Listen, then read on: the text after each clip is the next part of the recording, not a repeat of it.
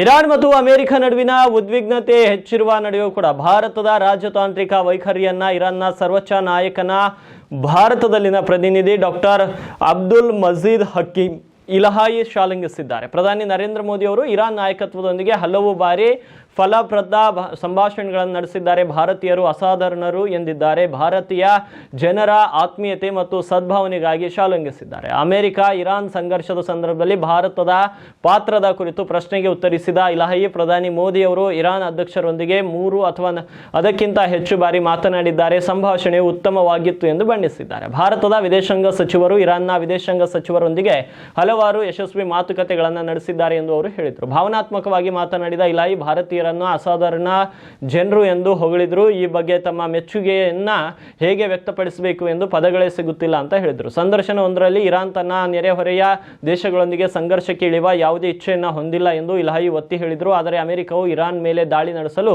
Arab ದೇಶಗಳಲ್ಲಿರುವ military ನೆಲೆಗಳನ್ನು ಬಳಸಿಕೊಂಡಿದೆ ಎಂದು ಅವರು ಆರೋಪಿಸಿದರು. ಇರಾನ್ ಮತ್ತು ಅಮೆರಿಕ 2 ವಾರಗಳ ಕದನ ವಿರಾಮಕ್ಕೆ ಒಪ್ಪಿಕೊಂಡಿವೆ. ನಮಗೆ ಈ ಯುದ್ಧ ಬೇಕಾಗಿಲ್ಲ, ಅದನ್ನ ನಮ್ಮ ಮೇಲೆ ಹೇರಲಾಗಿತ್ತು ಎಂದು ಇಲಹಾಯಿ ಹೇಳಿದರು. ಸಂಘರ್ಷವನ್ನ ಆರಂಭಿಸಿದವರು ಕೆಲವೇ ದಿನಗಳಲ್ಲಿ ಇರಾನ್ ಅನ್ನು ವಶಪಡಿಸಿಕೊಳ್ಳಬಹುದು ಎಂದು ಭಾವಿಸಿದರು. ಆದರೆ ನಂತರ ಇರಾನ್ನ ನಾಗರಿಕರು ವಸತಿ ಪ್ರದೇಶಗಳ ಮೇಲಿನ ದಾಳಿಗಳು ಗಂಭೀರ ತಪ್ಪು ಎಂದು ಅರಿತುಕೊಂಡರು ಎಂದು ಅವರು ಹೇಳಿದರು. ಇನ್ನು ಟೆಹರಾನ್ನ ನಿಲುವನ್ನು ಪುನರುಚ್ಚರಿಸಿದ ಇಲಹಾಯಿ, ನಾಗರಿಕರಿಗೆ ಹಾನಿ ಮಾಡುವ ಅಥವಾ ನೆರೆಯ ಅರಬ್ ರಾಷ್ಟ್ರಗಳನ್ನು ಅಸ್ಥಿರಗೊಳಿಸುವ ಯಾವುದೇ ಉದ್ದೇಶ ಇರಾನ್ಗಿಲ್ಲ ಅಂತ ತಿಳಿಸಿದರು.